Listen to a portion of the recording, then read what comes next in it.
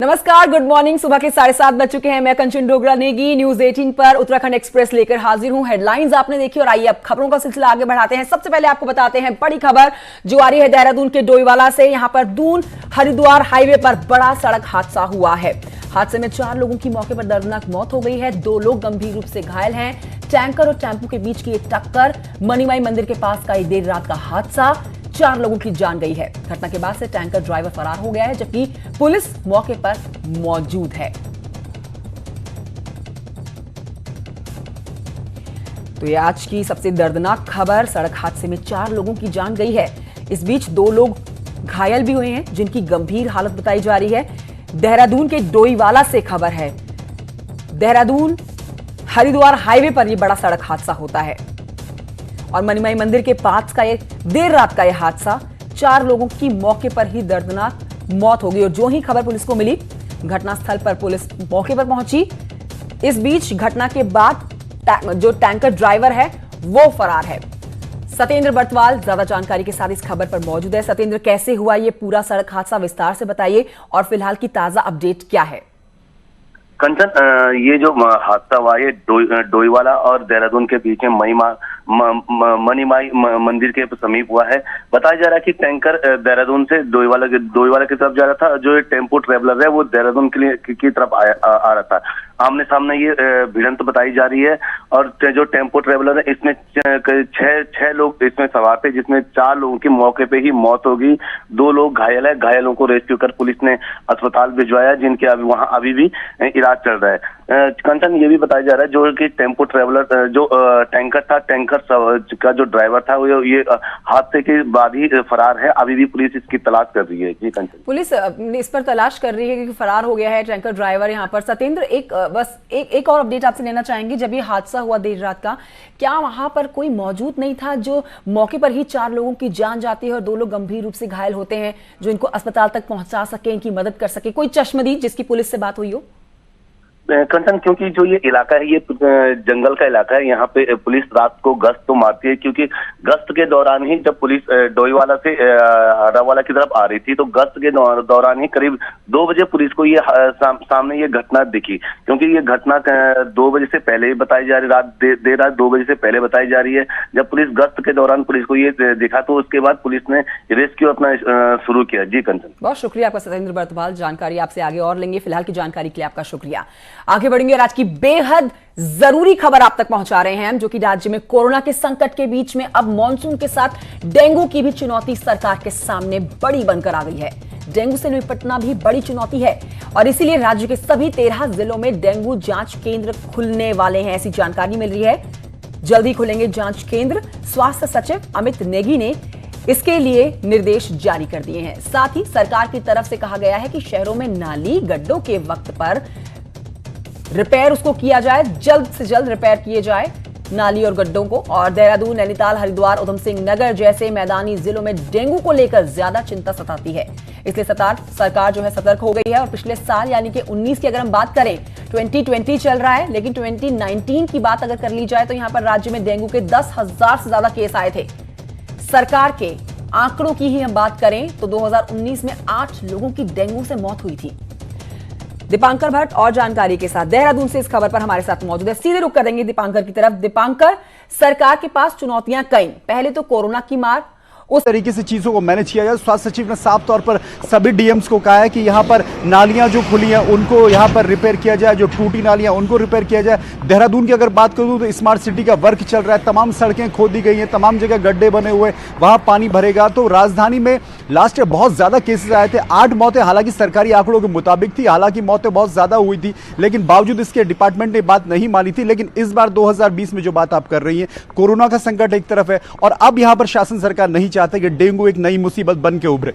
दीपांकर, 2019 की बात करें तो डराने वाले ही आंकड़े थे। 10,000 से ज्यादा डेंगू के मरीज जब एक किसी प्रदेश में आते हैं तो वहां सरकार के लिए काम जो है अपने प्रदेशवासियों को सुरक्षित रखने का और ज्यादा बढ़ जाता है। 8 लोगों की जान पिछले साल गई थी।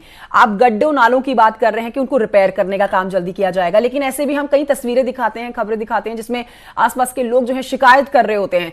तो यहां पर कितनी तेजी से हम काम देख पाएंगे गड्ढे और नालों को रिपेयर करने का?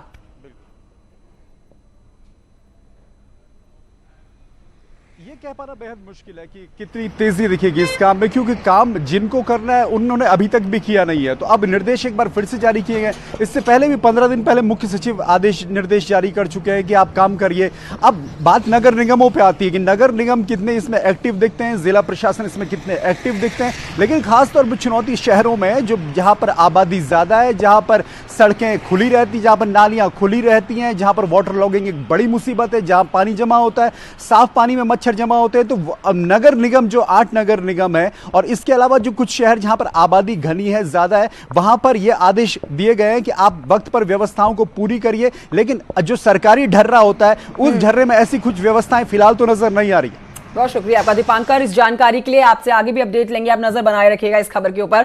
अब प्रदेश की कोरोना अपडेट आप तक पहुंचा रहे हैं। राज्य में कोरोना के गुरुवार यानी कि कल 69 नए केस सामने आए। कोरोना मरीजों की कुल संख्या पहुंच गई है 2691। 1758 मरीज अब तक रिकवर कर चुके हैं। 36 लोगों की मौत हुई है। उत्तरकाशी के एक मरीज की देहरादून में मौत हुई।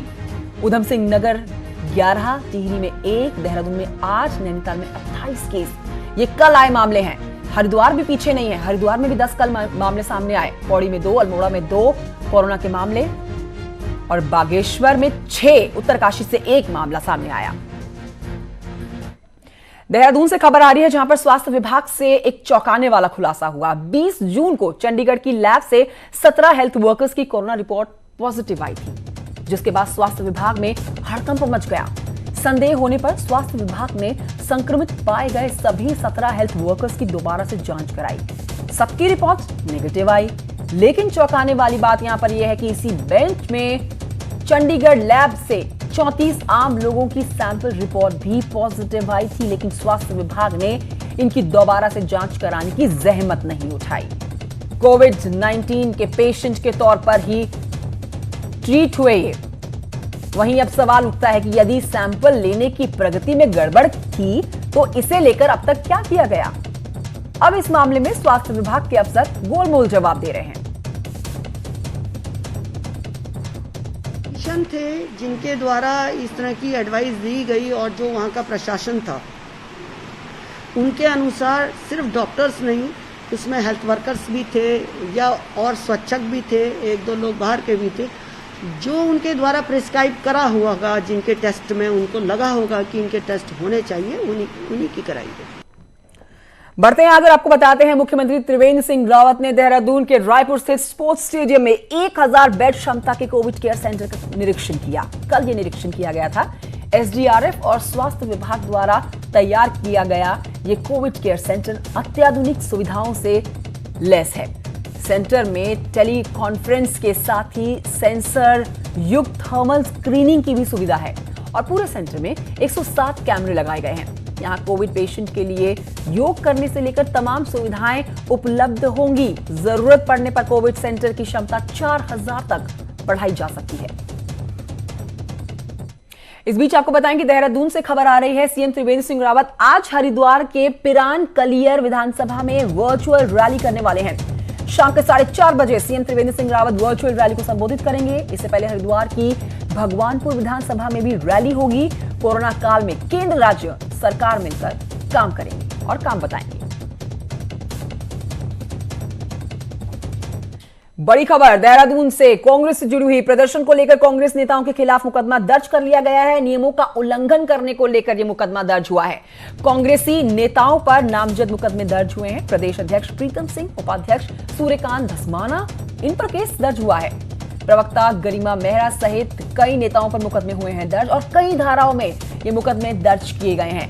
महंगाई के खिलाफ कांग्रेस का प्रदर्शन था और नियमों का उल्लंघन करने का आरोप उन पर लगा, जिसके चलते दिग्गज कांग्रेस के प्रदेश से जो हैं, प्रदेश अध्यक्ष खुद उसमें हैं, प्रीतम सिंह, उपाध्यक्ष सूर्यकांत धस्माना इसमें हैं और इनके खिलाफ मुकदमे दर्ज किए गए हैं।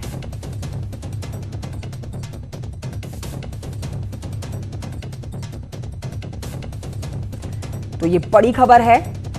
गहमा गहमी राजनीतिक जो बनी हुई है, उस बीच आपको तस्वीरें भी दिखा रहे हैं। महंगाई के खिलाफ कांग्रेस के तमाम नेताओं का सड़कों पर उतरकर प्रदर्शन था और इसी के खिलाफ कांग्रेस के तमाम बड़े दिग्गजों के खिलाफ मुकदमे दर्ज हो चुके हैं। इसमें खुद कांग्रेस के प्रदेश अध्यक्ष प्रीतम सिंह का नाम शामिल है और उपाध्यक्ष भी शामिल हैं। महंगाई को लेकर जब सड़कों पर उतरते हैं कांग्रेस के तमाम नेता तो रास नहीं आता है यहाँ पर कुछ लोगों को और मुकदमा इनके खिलाफ दर्ज करा दिया जाता है।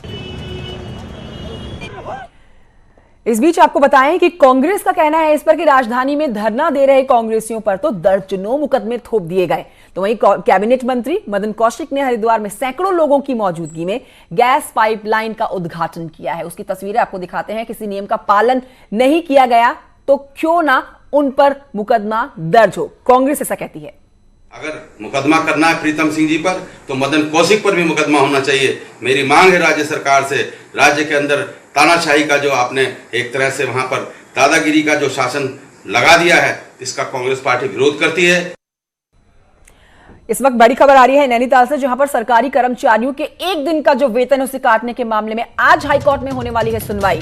दीपक बेनीवाल की याचिका पर हाईकोर्ट में सुनवाई होने वाली है। सरकार के 29 मई के शासनादेश को चुनौती दी गई है। सरकार कोर्ट में अपना पक्ष रखने वाली है। कर्मचारी संगठन इस कटौती का विरोध कर रहे हैं।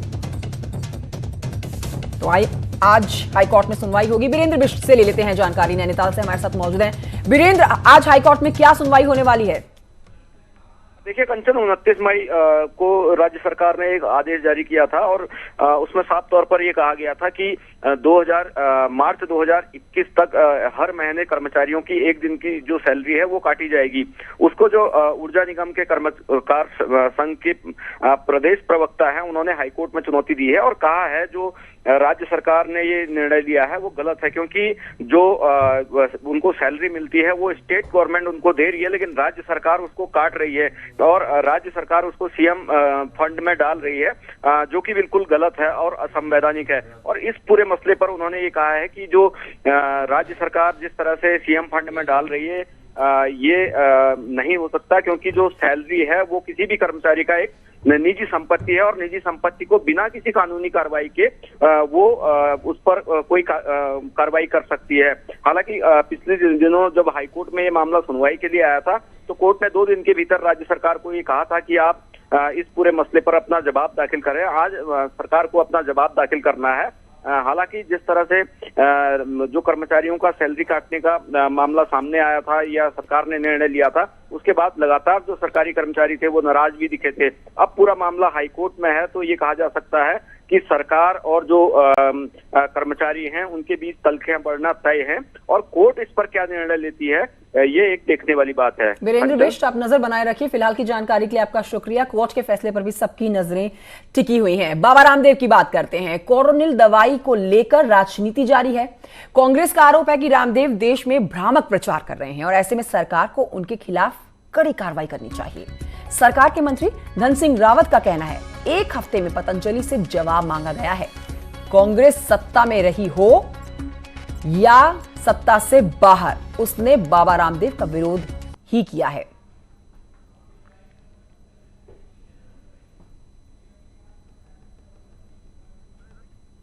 सारे एमओयू रद्द होने चाहिए और जो कोविड की दवा निर्मित करने का दावा रामदेव जी ने किया है उनके खिलाफ दंडात्मक कार्रवाई होनी चाहिए। उनको सरकार को जेल भेज देना चाहिए।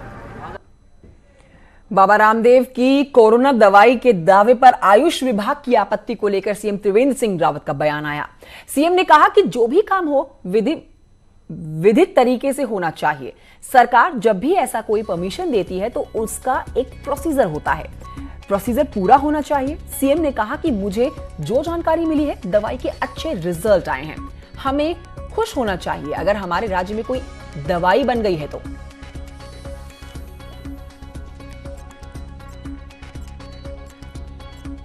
होना चाहिए, वो विधिक होना चाहिए, उसकी एक प्रोसीजर है, उस प्रोसीजर को फॉलो करना चाहिए। अभी पतंजलि ने जो किया है, मैं निम्स जयपुर के डायरेक्टर का बयान पढ़ रहा था, देख रहा था एक चैनल पर। उन्होंने कहा है कि इसके परिणाम बहुत अच्छे रहे हैं और 3 दिन में 69% और 1 हफ्ते में 100% क्योर हुए हैं पेशेंट। लेकिन कुछ मुझे लगता है कि कोई प्रोसीजरल कोई फॉल्ट है उसमें, वो थोड़ा होना चाहिए।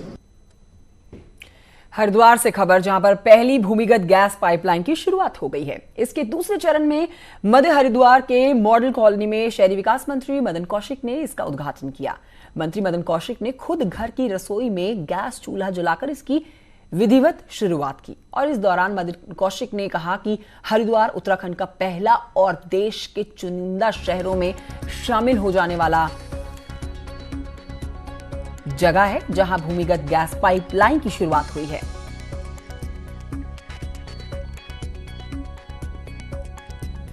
और देश के चुनिंदा शहरों में सम्मिलित हुआ है हरिद्वार, जहां अंडरग्राउंड गैस का काम लगभग पूरे होने की स्थिति में आ गया है। और ये हमारा अच्छा सौभाग्य है कि ये एक बड़ी योजना है, जिस योजना को खुद पेट्रोलियम मंत्री ने शुरुआत की थी यहीं से, धर्मेंद्र प्रधान जी ने, और लगातार इसकी समीक्षा हम लोग कर रहे हैं और एक अच्छा शुरुआत है। बढ़ते हैं आगे, पिथौरागढ़ की खबर आपको बताते हैं। यहाँ एक बार फिर से हवाई सेवा को बहाल करने की मांग तेज होने लगी है। मार्च महीने में नैनीसैनी एयरपोर्ट पर प्लेन के रनवे से फिसलने के बाद हवाई सेवा पूरी तरह से बंद है। कांग्रेसी विधायक हरीश धामी का कहना है कि कम से कम 22 सीटर नए प्लेन के साथ जल्द ही हवाई सेवा को बहाल किया जाए। 14 घंटे 20 घंटे धक्के खाने से तो जहाज में जाना पसंद करेगा, लेकिन कम से कम एक अच्छी जहाज चला तो दें, 22 सीटर या 28 सीटर चला दें, जिससे कि सीमांत क्षेत्र के लोगों को, जो निःशुल्क सीमा के प्रहरी हैं, उन लोगों को भी जो है एहसास हो। और आगे बढ़ते आपको बताते हैं, हरिद्वार से फॉरेस्ट की रेस्क्यू टीम ने छापेमारी के बाद एक घर से 3 दुर्लभ सैंड बोआ सांप बरामद किए। कछुए का मांस ट्रैप खटका बरामद हुआ है। वन्य जीवों को फंसाने के काम आता है ये, और लोहे का खटका। घर छोड़कर फरार हुए हैं वन्य जीव तस्कर।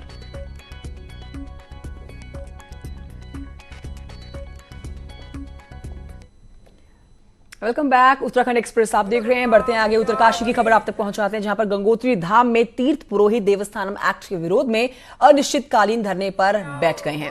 पंडा पुरोहितों ने मंदिर परिसर में आज से अनिश्चितकालीन धरना शुरू कर दिया है। पंडा पुरोहित सरकार से देवस्थानम एक्ट को वापस लेने की मांग कर रहे हैं।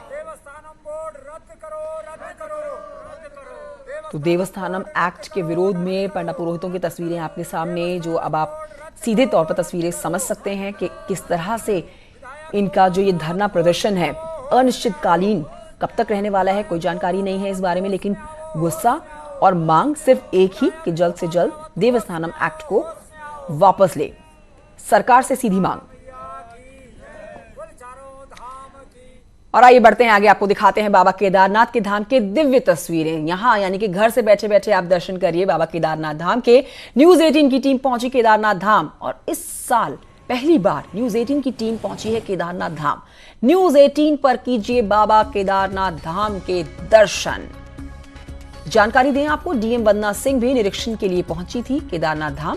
केदारनाथ में जारी पुनर्निर्माण कार्यों का उन्होंने निरीक्षण किया, लेकिन जो अहम बात है वो ये कि कोविड-19 के चलते जो भक्त नहीं जा पाए दर्शन करने के लिए, वो घर बैठे न्यूज 18, आपके पसंदीदा चैनल न्यूज 18 के माध्यम से घर बैठे बैठे दर्शन कर सकते हैं।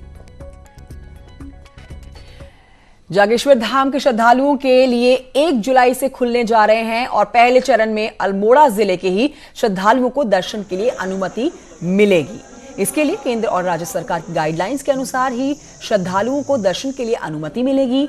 आने वाले यात्रियों को ऑनलाइन और ऑफलाइन पास दिए जाएंगे।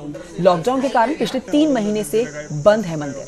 आसपास के मंदिरों का तो पिछले 3 महीने से बंद मंदिर, जिसको खोल दिया गया है भक्तों के लिए। जागेश्वर धाम से खबर, श्रद्धालुओं के लिए अच्छी खबर, 1 जुलाई से खुलेगा जागेश्वर धाम।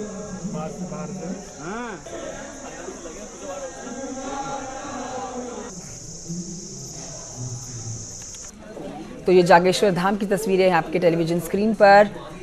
पहले चरण की बात कर ली जाए तो इसमें अल्मोड़ा जिले के श्रद्धालुओं को दर्शन के लिए यहाँ पर अनुमति होगी। 1 जुलाई से भक्त जागेश्वर धाम जाके दर्शन कर सकते हैं।